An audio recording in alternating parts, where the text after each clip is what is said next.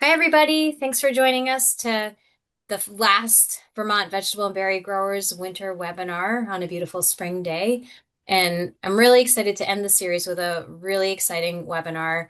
We've got two guest speakers here today, Shuresh Ghimire from University of Connecticut and Byron Garcia from Natural Design. And I'll let them both introduce themselves more. We're talking about plastics today.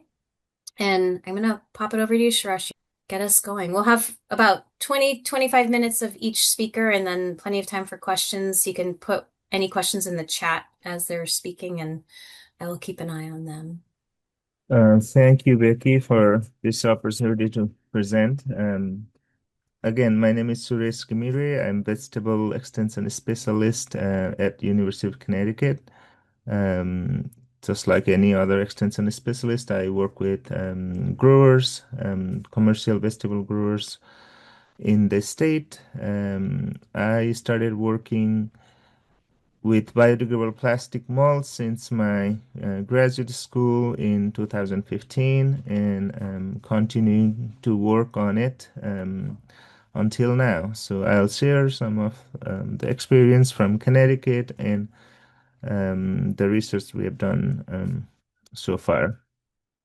So just a reminder, growers use plastic molds for weed suppression in our case. In other regions, in China, they use it for moisture conservation, but it provides other benefits too, temperature optimization, and it leads to increased crop production and quality. There are um, enormous amount of research demonstrating the benefit of horticultural benefit of plastic molds.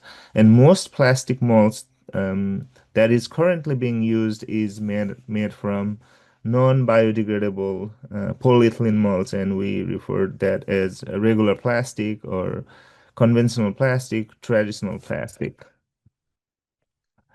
While it has great benefit, horticultural benefits in terms of crop production, weed control, yields, quality, orderliness, um, there are some problems associated with the use of polyethylene, PE in short, mulch.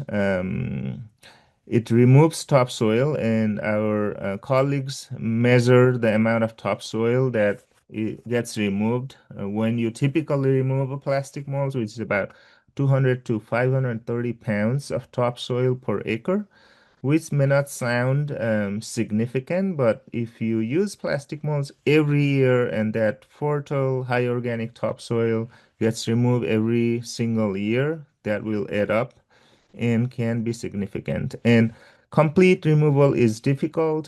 Typically, about 10% remains in the field after removal. And I'll share some data later on demonstrating that. And those remaining fragments can pollute soils and surrounding environment. And there would be cost to remove and dispose, which can be significant. And in regions like our where the labor rates are high, tipping fees, disposal fees are high, this can be a significant cost. And again, this is not going to biodegrade and will accumulate in the field over time. So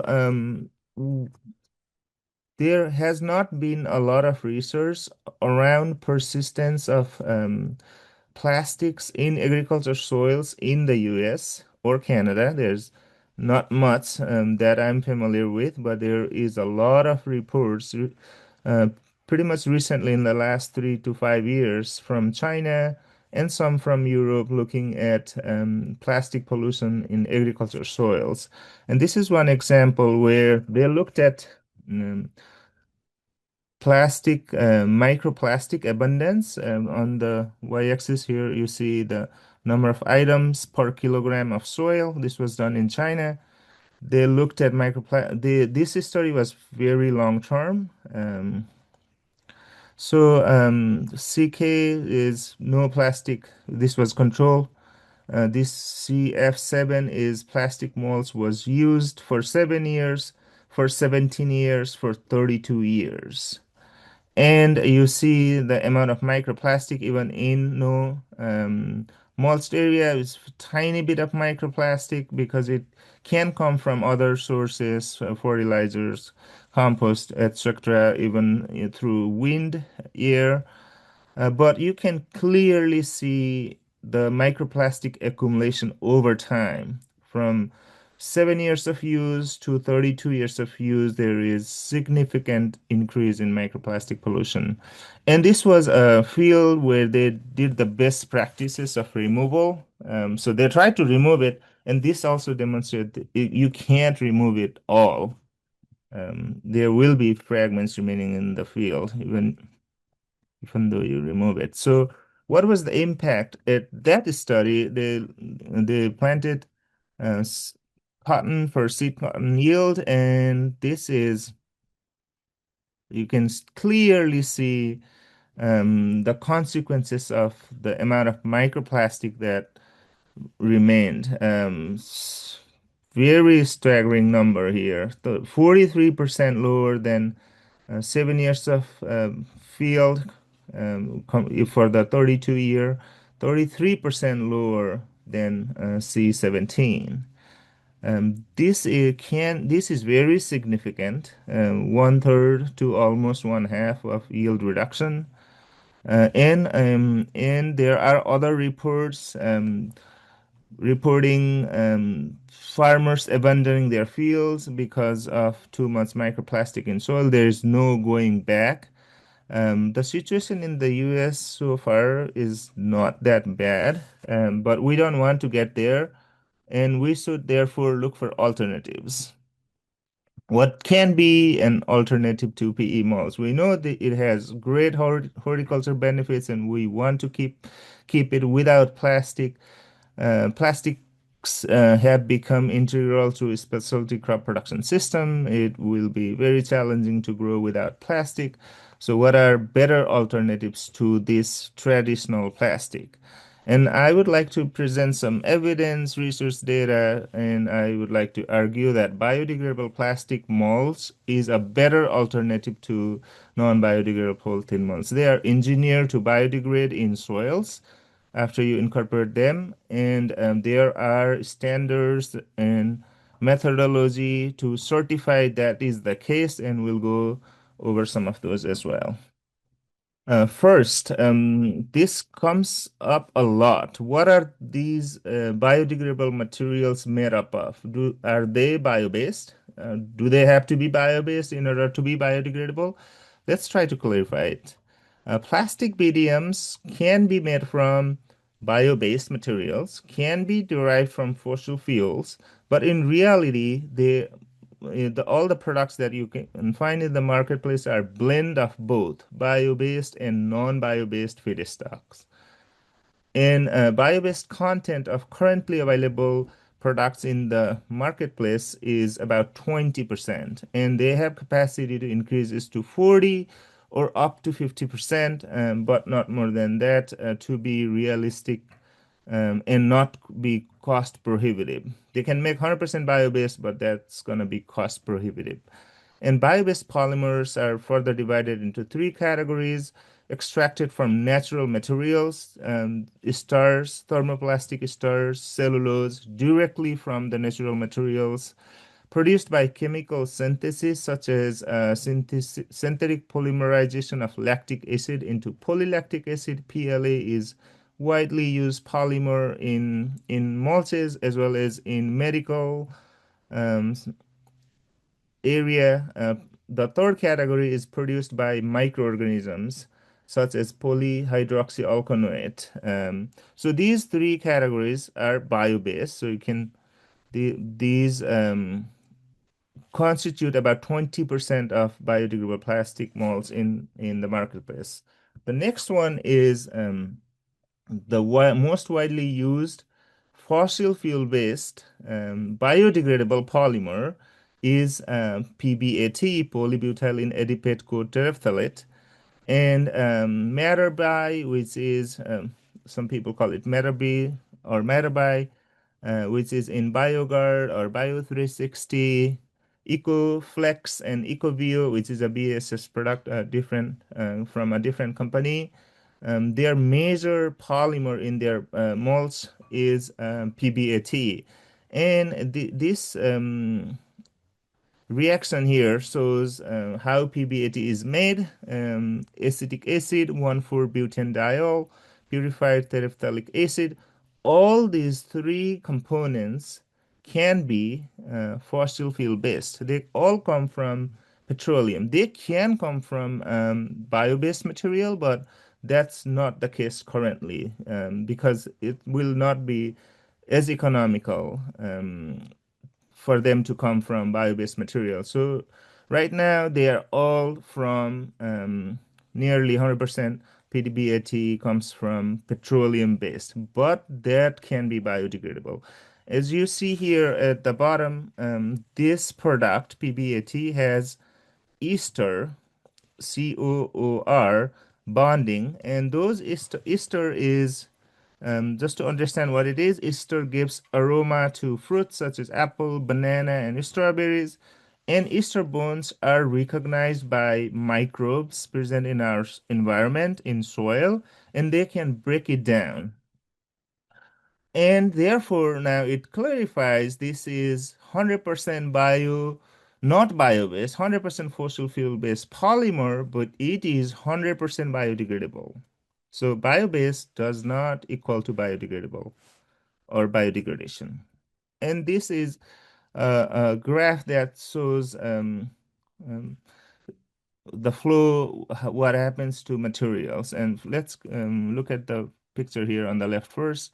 This is a biodegradable plastic in the field, taken from the field. As you see here, the plastic surface, fungal hyphae, bacterial population there, and some clay minerals. So what happens is these organisms that are prevalent in soils will start degrading. The first thing is they secrete enzymes. For example, if it was PBAT, it would be esterase. In this case, PHA is an example, PHA depolymerase, which will hydrolyze the material, the sheet of plastic into smaller pieces, and then those fragments will be converted into even lower molecular weight polymers and monomers and dimers, smaller components, the building block of polymers, which could be consumed by microbes, and the end product would be increased microbial biomass, carbon dioxide, and byproduct would be water. And in this is aerobic system. In anaerobic situation, um, it will be converted into methane. So there are some standards for biodegradation, and the standards are intended to ensure BDM quality and integrity in agriculture, and to exclude materials that claim to be biodegradable but are not fully metabolized by microbes, which will result in plastic fragments in soils, causing pollution. Composting standard D6400, we will talk about that in a little more detail, is the first critical test of biodegradability.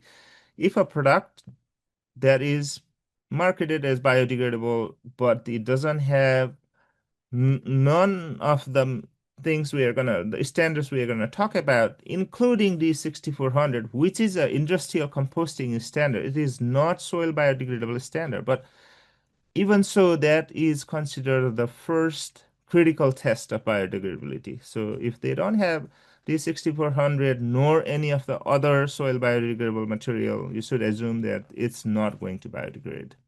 And standards do not guarantee particular degree of performance in the field or biodegradation timeline, because that's going to depend on the mainly on the temperature, soil moisture, microbial population, in addition to the material itself. So they do not guarantee in a specific situation. For example, it will take longer in Vermont or New England compared to Florida because of the temperature difference. But it will verify there will be no residue in the long run, and there will be no ecotoxicity left behind.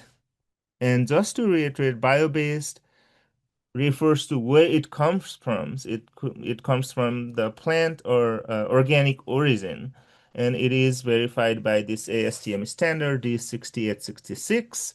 Compostable is where it breaks down in composting condition, and it is measured. I mean, the standard related to this is D6400. Soil biodegradable is it breaks down in the soil.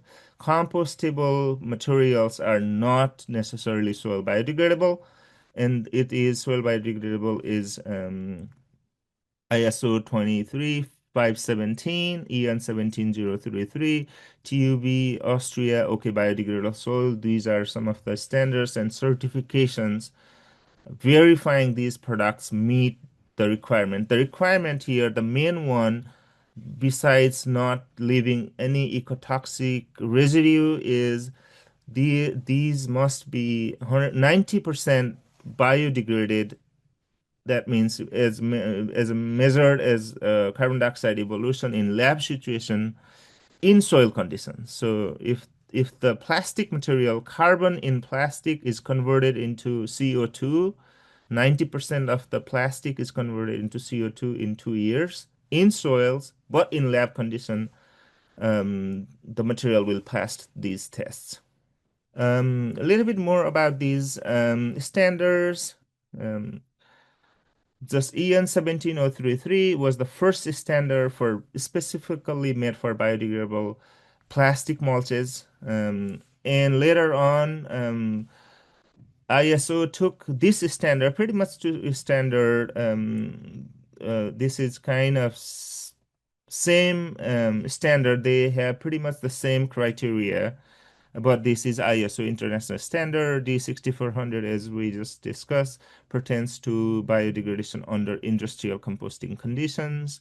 OK biodegradable soil is a TUV Austria certification, and this also utilizes EN 17033 standards. And if you see a label with TUV Austria OK biodegradable soil that certifies the mulch material is biodegradable, 90% will be gone in soil at a lab temperature. That is not necessarily in your field, but that gives you some level of certainty. At least there will be no residue left behind, but it does not talk about the timeline in your own field situation. One thing to note is oxo and photodegradable, and because of these materials, our farmers have some um, negative experience when they tried in maybe early 2000 or late 1990s. These materials were advertised as biodegradable, but they were actually oxo-degradable and photodegradable. We still have some products in the marketplace. It is interesting. Labeled as biodegradable, and they are not biodegradable. They are made from conventional plastics, but they have additives. Um, and those additives are made from like stars. And what happens is those additives in those conventional plastic polymers will degrade in the middle, but you're left with fragments for a long time. The photo here, it was taken after 3 years of oxo-degradable plastic mulch use. You can see bits and bits it's there. EU prohibits the use of single-use oxo-degradable plastic, but again, there is no such restrictions here in the United States. Another important thing to point out would be but none of the commercially available biodegradable plastic molds are allowed in organic systems in the US, even though they are listed under allowed substances. None of the products meet all these, like some of these criteria. Most of them, I mean, I'll share later. Some of them meet criteria number 3 and 4, ASTM D6400 or the 90% degradation rate, but none of the materials meet the first two standards. They must be 100% bio-based, which is not the case, and they cannot use GMOs in making the biodegradable plastic, which is also not the case currently because a use of GM microbes increases the efficiency and decreases the price of the product. But paper mulch, such as Weed Guard Plus, is allowed in organic systems. So I'll switch gears and I'll start to wrap up here. This is a table that shows crop production with BDM, and you see plus signs that is BDM performed better than whatever is on the top here, bare ground. Here, PE equal seems BDM performed equivalent to PE. If you see minus, it says BDM performed poor compared to whatever is on the top of the column. So you see lots of pluses. That means BDM performed more better than bare ground. Lots of equal, some variability that is comparable to PE in terms of yield, but weed control is either equivalent or lower, but it is important to note that even though there is some weeds pressure, the yield hasn't been reduced. So the weeds came after the critical weed control period and not altering or negatively impacting the yield. What happens to the BDM after you till it in? This is a process. Film will fragment into microparticle, nanoparticle, and then metabolized carbon dioxide and biomass. So it's not going to happen very quickly. Again, depending on the temperature and other factors, it might take somewhere between 3 to 5 years that we saw in the research. What we did in Connecticut recently is we went out and collected some visible mulch fragments. We did not do measure the biodegradation in field, which is almost impractical to do because you have so many sources of carbon and it is impossible to just pinpoint the carbon coming from plastic fragments. So in the field, what happens is we're looking at the visible fragments or even microplastic level and see if how much plastics you find after some time. So we went out and collected some soil samples, and I'll present from 3 fields here. And 4 feet mulch was used. And the different farm spacing, basically, um, this was a field where mulch was used 2 years ago, and then no mulch used last year, and we could only extract 4% of what was applied.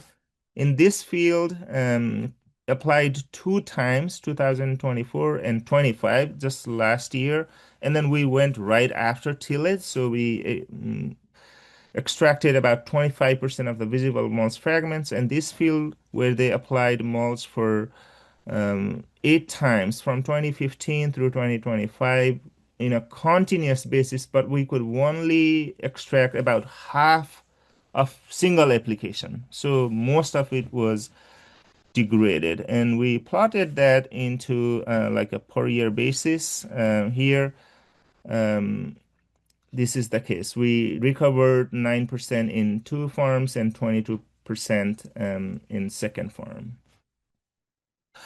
Again, this is a larger study, replicated study. I also want to focus here. There is constant decrease in mulch recovery over time, and after 2 years of final incorporation here, this was collected in 2020, and last applied 2018. About 12 to 15% of the materials was recovered.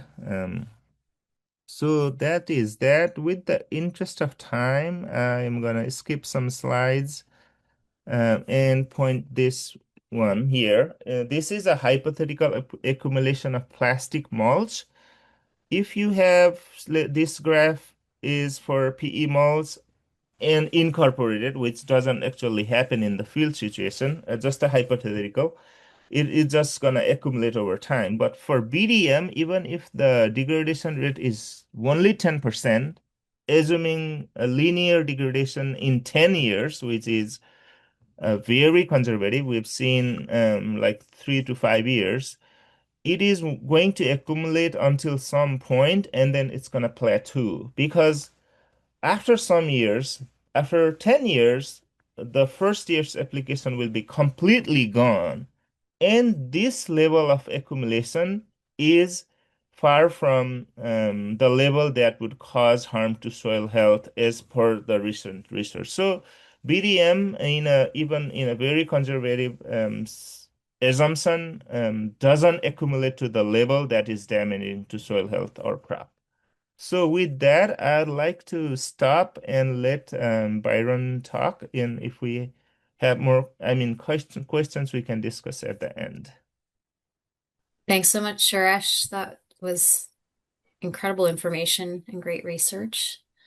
Yeah, if people have questions, I want to put them in the chat. I can start piling them up. And Byron, if you want to share your slides, can get you going. Perfect.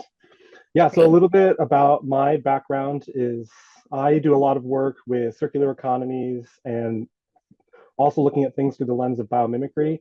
So really briefly, just in case people aren't familiar with the term biomimicry, it's looking at what is nature already doing, and then how do we apply that to any kind of human design challenge. So a lot of us are familiar with things like solar panels or Velcro or Shinkansen in Japan, where they modeled something after nature. So solar panels are obviously modeled after how do plants gain energy from the sun. Velcro is from looking at things like burdock and the burrs, and then the Shinkansens in Japan were modeled after a kingfisher's beak to make it more aerodynamic, energy efficient, and so on. So that's a really, really brief introduction to biomimicry and what I do for work. And so something I wanted to do to connect with Shuresh's work with bioplastics and what is biodegradability, what is compostability, what are we using currently, what can we use in the future, things like that, is looking locally at Vermont, what are we doing and what resources exist. So I've been doing some work in the past with, and I'll move through some slides. I don't normally use the presentation slides too much. I focus more on just giving some content, so just to give some context to that.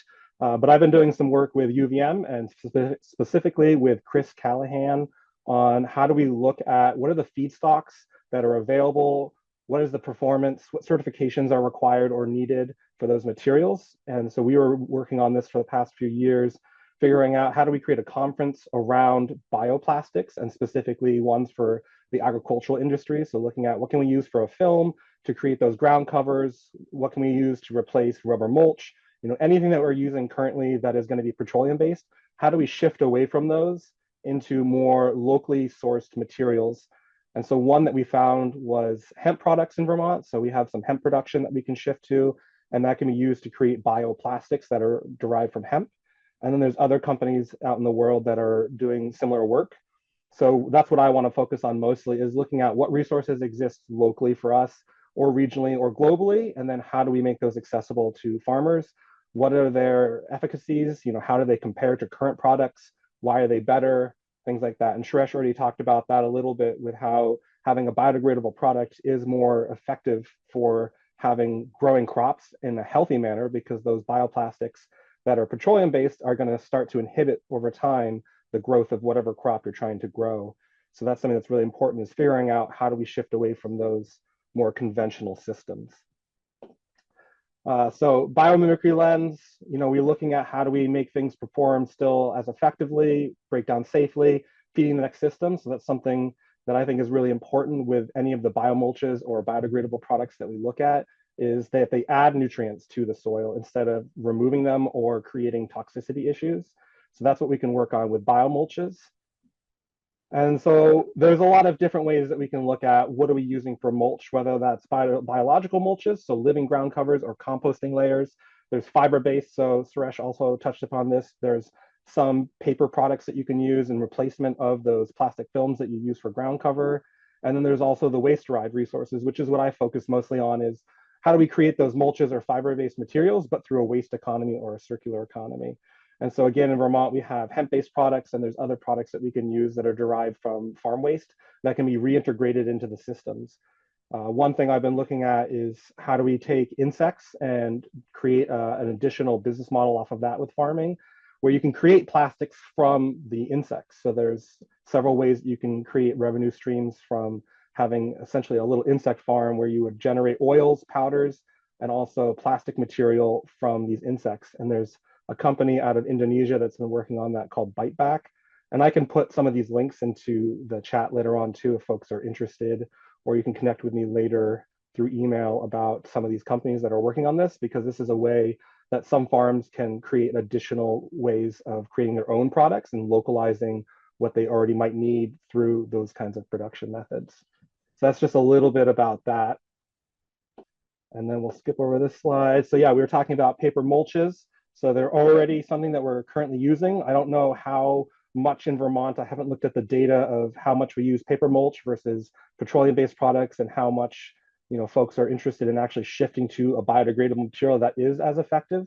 So paper mulch is definitely an option, and that's something that I've been talking with Amy Robinson at the Northern Forestry Center. So I don't know, Becky, if VVGBN or VVGBA are already connected with them, but they do a lot of work with sawdust and mulch material that is all derived from sawmills, essentially.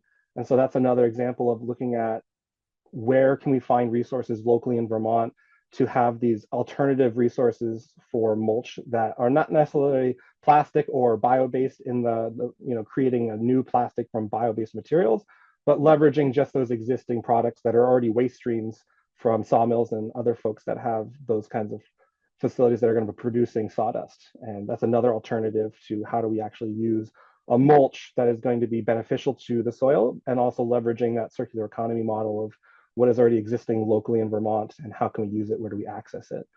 So those are some other concepts that we can look at, is how can we create paper mulches or find more locally attuned materials, which is again a very strong focus in the way that I approach, the way that I look at how do we get materials and how do we look at the whole design process.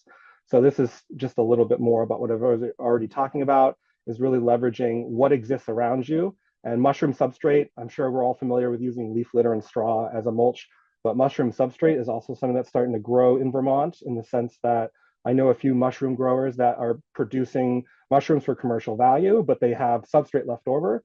Some people sell it, some people get rid of it for free. So that's another resource that you can leverage for your farm by using this mushroom substrate as a mulch that is already in the biodegraded process, because it's already been digested partially by mushrooms. So it's going to be easier for the soil to accumulate that into organic matter, and then making your soil healthier. And then an added bonus is you'll get mushrooms that sprout from the ground through the substrate. I have some on my small farm that I operate, and every year I'll add more substrate to some of my areas that I'm growing either like flowers from or food production. And I'll just have some mushrooms growing up, and I know they're guaranteed to be one of 3 different types of varieties because I've gotten them from these commercial growers. So that's just another way that you can leverage another source of mulch, but also get another added benefit from it that's not necessarily something that you might be looking for, but having extra mushrooms on hand can't always be a bad thing. And so this is what I was talking about earlier, is working with Chris Callahan and the UVM extension. So we've really focused on how do we create access to these resources, how do we educate people, and how do we actually start to create these resources in general. So we've been looking at different companies around Vermont. One of them is, I think it's called Soil Health. I'm trying to remember their name now. They're down in Waterbury, and they do hemp and CBD kind of products. So looking at their waste streams and incorporating those into a biomulch. So looking at who is creating these waste streams, and then how can we get the tools to leverage that waste stream into a resource for either biomulch, whether it's a plastic alternative or just using the waste material as organic matter that'll be mulching for the soil. So that's something I've been really focused on for the past couple of years, is figuring out how do we create these systems so that way we can start localizing those products, reducing shipping costs, reducing costs overall for the products. Just like Shuresh was talking about before too, there's a lot of issues with alternative mulches, especially ones that are going to be more energy intensive, to create these bio-based materials that are plastic, but not the petroleum-based ones. So another example of that is there's a company out of California, and they're called New Light, and they create plastic from atmospheric carbon. And so a lot of the issues that you might run into with the regulations of these bioplastics, you will be able to avoid because they don't come from any petroleum-based product. They are biodegradable and compostable. I don't have a lot of data on what they incorporate into the material and how they create it. From what I can tell, it's a very industrial centered process. So it doesn't necessarily fit within the realm of a biomimicry system where it's creating creating conditions conducive to life in the sense that the whole process is good for not only the soil and the people. So that's where there could be a little room for improvement with some of these bio-based mulches, is that they may be creating an alternative, but some of the effects of creating it either are more energy intensive or there's still toxins involved in the creation of these products.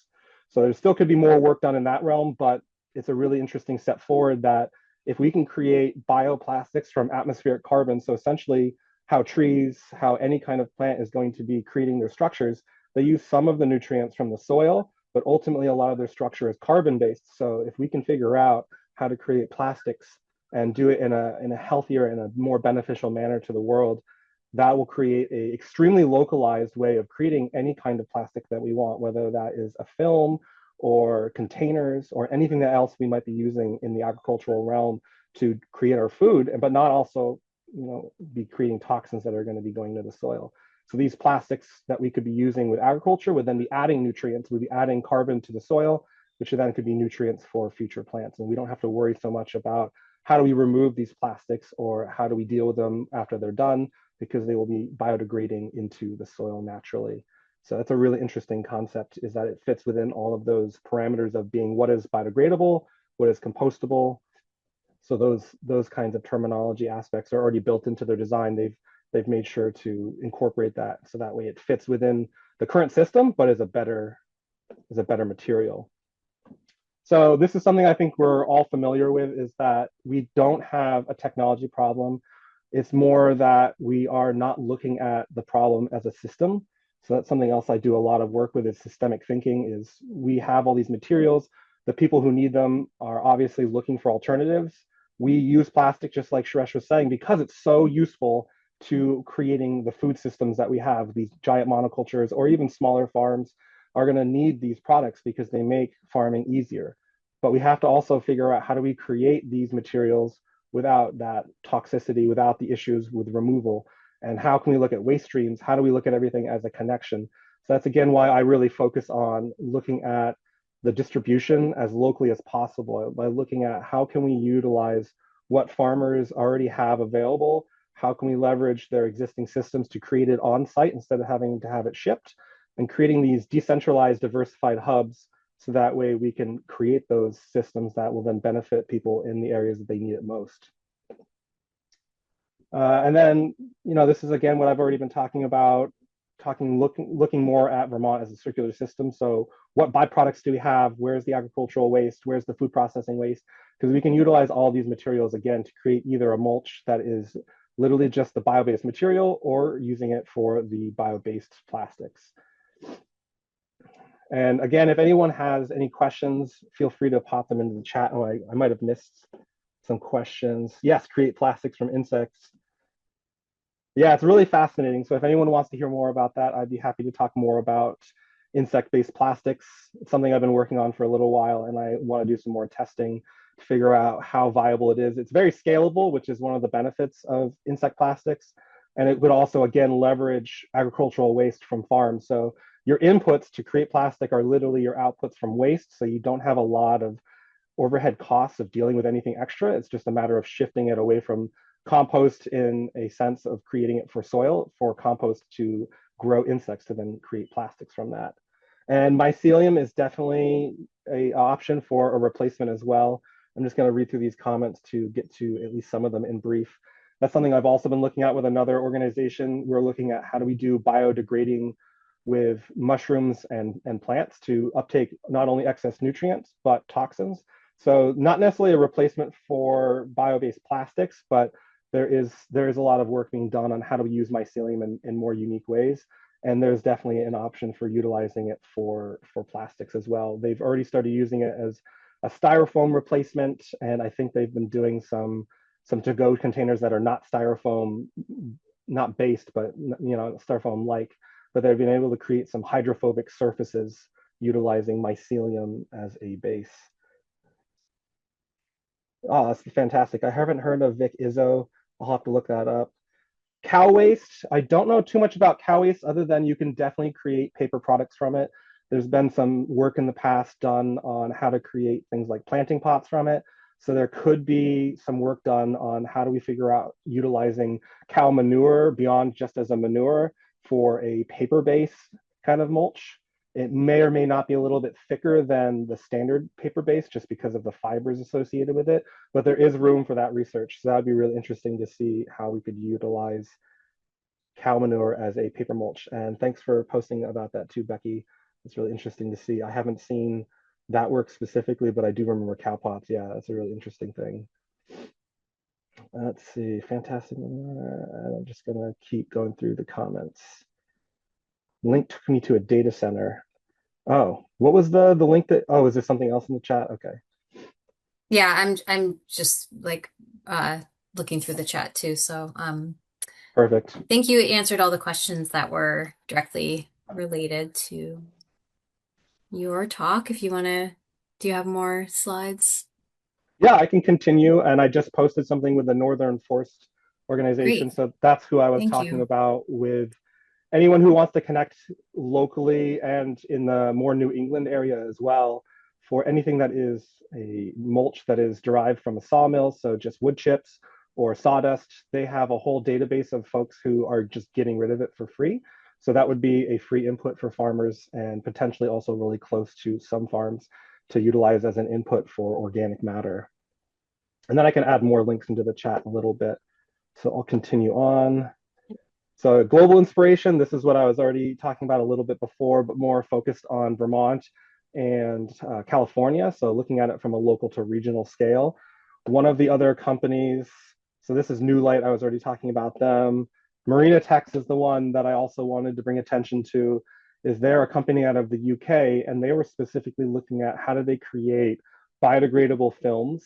So they were specifically focused on film packaging or film on top of things like lettuce containers or anything that you would want to have more an airtight seal with.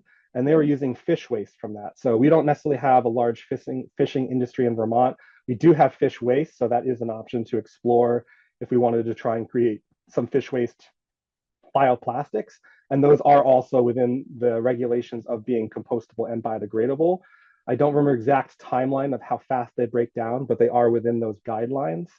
And so that's another way that we can continue looking at what waste resources exist within either the local or regional space, and then how do we utilize them?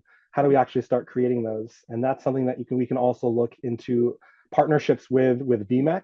So I don't know how familiar people are with some of the business or entrepreneurial resources that we have in Vermont, but VMEC is the Vermont, I think it's Economic Consortium, no, Vermont Manufacturers Consortium.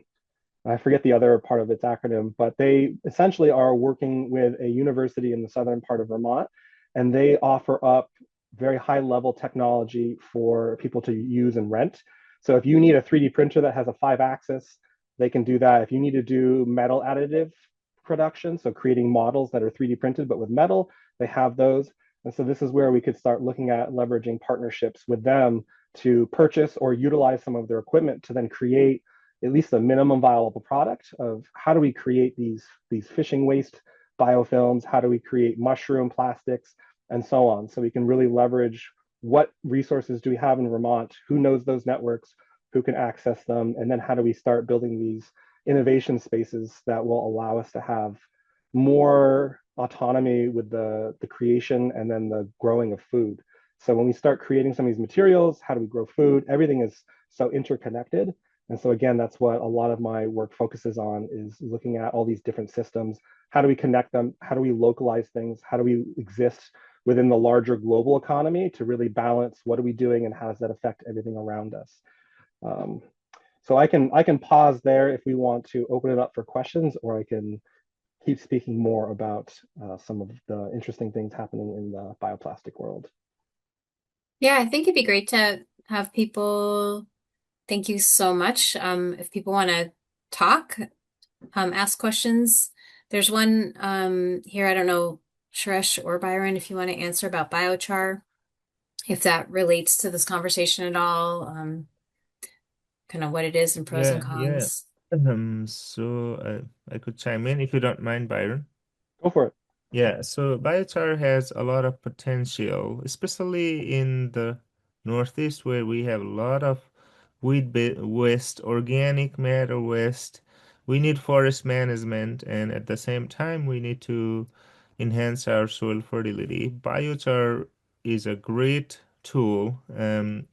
It acts just like organic matter. It has good nutrient holding capacity, water holding capacity. It keeps the carbon in soil for a long time. And research shows that the benefits of biochar are more obvious in poor soils, like a lot of sand materials, low organic matter, but in a already really good soil with high organic matter, their benefits in terms of providing to plants, contributing to soil health are minimal and less observable. So that's what the research shows, but it can't hurt. It can't hurt. It can only benefit. The challenge is we don't have um, at scale biochar plants making biochar in the region, and therefore the cost appears to be like prohibitive to use at a scale. The quantity you need, there is not a lot of regional research on biochar. If we rely on other, especially other countries, not necessarily regions, the benefits are obvious. That's what I want to say about biochar. Anything you want to add, Byron? Yeah, no, I think you covered it really well. I don't know if you mentioned it, but one of the other benefits of biochar is it does create essentially a home for bacteria and other organisms that are in the micro layer. So Hmm. that's another benefit that biochar adds is it gives them more space to live in. It's got a lot of surface area. And I know there's been, so I'll post it in the chat too. There's a company I worked with in the past, the Born Global. They've been doing some work on biochar and creating an interesting system to utilize it. But again, like you're saying, the cost is very prohibitive for some of the ways that you produce biochar, especially because you're either looking at a fixed facility that's going to be energy intensive to create unless you retrofit something. And then the other option is you can create these mobile biochar facilities, which are also extremely expensive to rent and utilize. And one of the things that someone was mentioning in the chat is that waste is really not difficult to move, it's really expensive to move. And so one of the things they were looking at was stationing these biochar mobile units near a waste treatment facility. And then you would use the least energy intensive method to dry out that waste sludge. And then you would create biochar from the waste sludge from a waste treatment plant. And so that's another way to leverage those wastes that we have a really difficult time getting rid of because of the complications of utilizing them. But once they've gone through a pyrolysis machine, which is the general way to create a biochar, you would then have a less regulation. There would be less issues with the regulations to deal with that human waste because now it's been essentially changed into a biochar, so it doesn't have the same regulation issues. So that's just a little bit more on. There's a lot of resources out there that we can use for biochar, and it's just a matter of how much does that cost because it is energy intensive and sometimes complicated. There's a question from Paul, I think Shuresh, that might be related to your Yeah, research. yeah. So, great question. For those of you on phone, I'll read the question out loud. I'm still left with the question whether the biodegradable plastic result in the same microplastic problem that single-use non-biodegradable plastic has, more or less, maybe I missed it.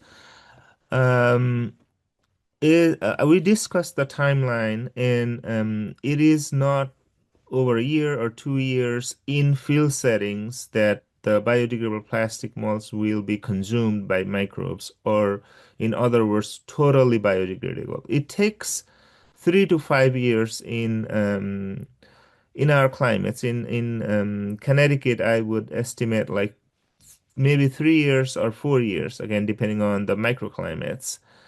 So at any time, there will be transient microplastics because that's just the part of the process. Without the plastic sheet converting into first macroplastic and microplastic and nanoplastic, they are not going to be consumed as big pieces. So this is just part of process.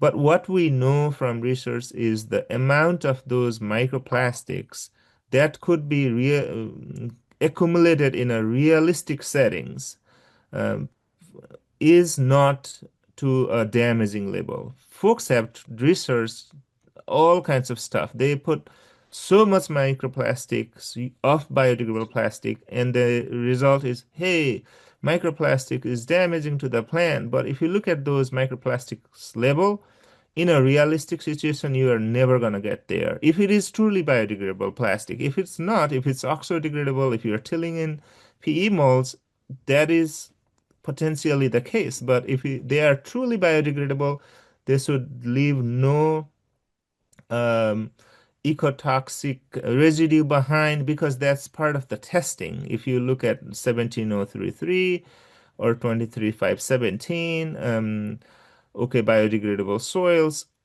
even the 6400, there is no ecotoxic residue left behind. If they passed those tests, then technically it is much safer.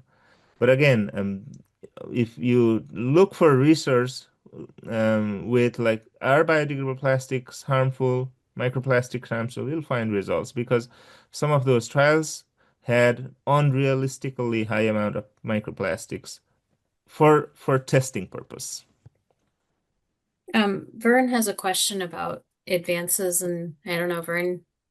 I can just ask it. I'm Thank wondering you. if paper mulches have gotten better in recent years. When I worked with them, they tended to tear when you were applying them, or the edges broke down too early in the season. And I know there were concerns for organic certification when additives were added to prevent microbial decay. So I'm wondering about the advances and also are growers using them in Connecticut successfully? Um, Great question, Warren. I've trialed them in a different environment where there is not much rainfall that as we have here and wind. It can remain pretty intact until the end of the growing season. We had very good weed control when I trialed it in Western Washington with mild summer, very little rainfall. But in conditions like Connecticut with pretty decent 4 to 5 inch of rain per month and windy situation, its functionality is not there. It's gonna degrade too quickly. And in terms of laying, it needs some adjustment. I have laid it using a regular mulch layer with great success, but it is not as easy as regular plastic or biodegradable plastic. You can't have any tensions on the wheel. You need at least 2 people, potentially 3 people to lay it. You have to go very slow. Um, we tried doing a little trial here in Connecticut last year because the folks couldn't lay it by machine. We actually didn't do the trial because they couldn't lay it. So there are challenges, and in high rainfall area, windy area, um, it does not last long, and it actually decreases soil temperature by a degree or two. If you're looking for the warmth, it is not going to help. So there are some limitations. But when it comes to organic certification, WeedGuard Plus is a listed product. But I understand like other paper molds or even just use of newspaper is tricky because it depends on what's in it. But WeedGuard Plus is on the Ombre list. Thanks so much, and thanks for your great seminar. And Byron, are you aware of the work with the sheep wool mulch? I know there was a number of years of effort of that, and I think that added nutrients too. But it is a Yep. concern that so many of these materials are going to keep the soil cooler when most of the crops growers are picking for plastics are because they're going to benefit from the extra heat. Yeah, and I think some of the sheep wool mulch, depending on the color of it, will help with that too. So if you can get the mulch that's got essentially a black color, that will help with more of the heat retention. So that will hopefully mitigate some of that issue. I haven't seen any of the data on how it impacts the soil temperature, but I've definitely seen it as a product going to events with rural Vermont and just seeing it around Vermont in general, that it's becoming more and more popular to start using wool for a mulch slash fertilizer because obviously there's certain nutrients in it that are really beneficial to the soil as well. So that's an added benefit of the mulch is it being essentially a fertilizer at the same time with a slower release. But definitely the temperature is an issue that we'll have to look more into to see how viable they are in terms of how they affect the temperature of the soil. Thanks. I actually have these are probably two long-winded questions, but the first is, kind of the elephant in the room is the organic certification. And um, what do you like? Do you think there's any formulaic possibility of like these plastic mulches, the biodegradable ones, becoming certified in the next decade or so? Um, our team has been in communication with NASB. Um, the research that I presented is all USDA funded. They provide funding, but they did. I don't know if I should say this, but it seems like they are not much excited about what we have to say after the research. Our findings are pretty clear. Um, and we learned from other countries that continuous use of polyethylene is not sustainable. Organic, it has to do with sustainability. We want to go the system for eternal, but um, in our conversation with NOSB, we have provided all the research findings. But if they keep the 100% bio-based criterion as is, I do not see materials being certified in the next 5 to 10 years because that's pretty much impossible. Talking to mulch manufacturers, they can go up to 50% at a realistic cost, but making it 100% bio-based is out of the equation at least for now. And the second criteria there is use of GMO is prohibited. That is workable. That is workable. Manufacturers say they could. Obviously, it's going to increase the cost because of the efficiency of these GM microbes is so much higher than the natural microbes. But I think the main bottleneck here is 100% bio-based content.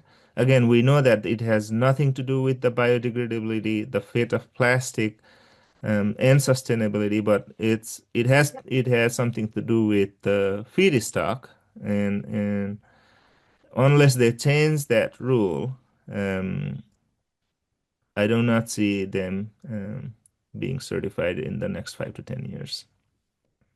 Thanks for dashing my hopes. Yeah, and Um, with the companies I've seen like New Light, I haven't been able to get an exact ingredient list of how much if there is petroleum in it, and I doubt that they are 100% bio-based, but they do create a PHA, so it's definitely a Yeah, step in the right direction. yeah. PHA is, as we discussed, is bio-based, but just malt making using just PHA is does not have the property. PHA would be a copolymer with other polymers like PLA, PHA, and other things. So just to have the right property and the price and everything, yeah, just being honest and sharing the realistic expectation there. Thank you. Well, I want to be mindful of the time. There's a last question from Scott in the chat, which I don't think I know of any research with that, Scott, but I would say landscape fabric is not as warming as plastic and what I've seen with it, and can be used for decades. I don't know if you guys have anything to add to that, but Yeah, I've seen it used in small settings like in high tunnel or maybe garden size plots, but not seen it used in acres and acres of field. mhm. I Yeah, think that same. logistically it's challenging.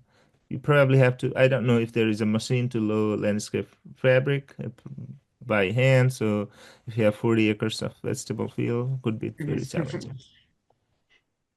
Great. Well, thank you both so much. Really appreciate it. That was amazing information, and we'll post the recording. And yeah, have a great, beautiful afternoon, everybody. Thanks so much. Perfect. Thank you. Thank you.